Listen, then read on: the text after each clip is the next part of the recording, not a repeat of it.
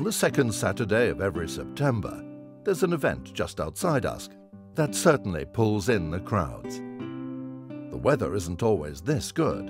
In 2008, the field was underwater, but on a fine day, the crowds flock to this agricultural show. Nowadays, there's something for everyone, countrymen and townie alike, but it began as a competition for farmers. The Usk Show goes back, and it was called Usk Agricultural Show, and prior to that it was a ploughing match. And it started as a ploughing match in about 1840. And the Farmers Club built up around a ploughing match and grew from a ploughing match into an agricultural show. What we're trying to put on is a show that where agriculture meets the communities really, and town communities. Usk itself has always been a sort of rural agricultural type town.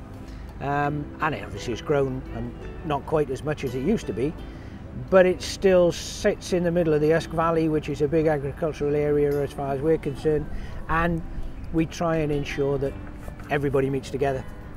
A fun day out for many, maybe, but others here are entering their animals in competition.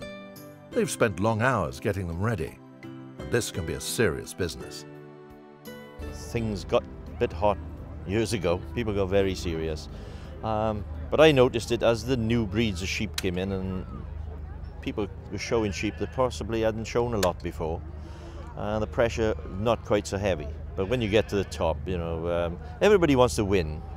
But I think, you know, if you can't lose, you shouldn't be here. If you're honest to yourself, when you come out of that ring, if anybody says anything to you, you can tell them exactly what's wrong with the sheep. But I mean, if you go off at a tangent and don't do quite what you want to do, well, you deserve all you get. But yes, I mean, some people do get a bit aerated, but you know, sort it out in the bar after.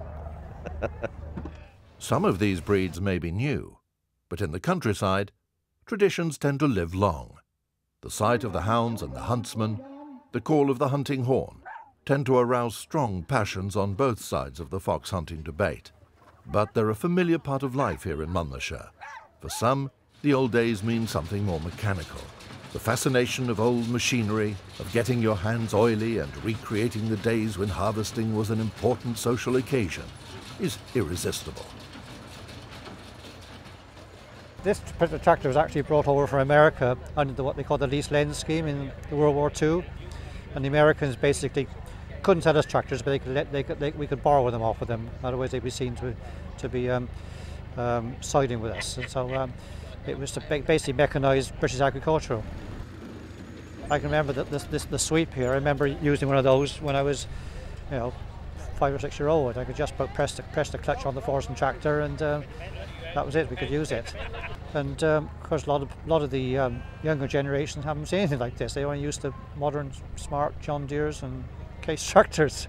But that was part of it. You know, people used to come from miles around and help out, and didn't expect any monetary rewards, just cheese sandwiches and cider. My grandfather used to make, I dread to think how much cider a year, but I can remember the big casks double decked in the cider house, and that used to get drank every year. I think he used to use more cider than he used to use making petrol in these tractors. And for those with even longer memories, there's a different kind of horsepower. We've come to try and support the breed, support our society. We're big into working horses, and we feel that if you have a heavy horse, he's used to working and he should work. So we try and support the working horse. People love to see them come and plat them, and hopefully, you know, one of the youngsters will go away and think, actually, and when I'm 40, 50, I'll buy myself a horse and work it and keep them going. Well, you'd probably expect to find horses working or jumping at an agricultural show, even steam traction engines. But a steam launch? I looked around for a boat and I found this one, believe it or not, on eBay. And I rang up the chap Alan Salisbury who was selling it, and he took me round and showed me what all the various bits are, and I towed it away, simple as that. It was built in 2005, the hull. Actually, funnily enough, the boiler and the engine were built in 2002. I have a pie oven here, which is currently keeping my pasty nice and hot, and I'm currently heating a kettle of water, that's the fire door, and I'm heating a kettle of water there, ready for the tea when my pasty's ready in about half an hour's time. Putting on a show on this scale takes a massive effort, and it's all done by volunteers, people who give their time and effort for free, simply because they think it's a worthwhile thing to do.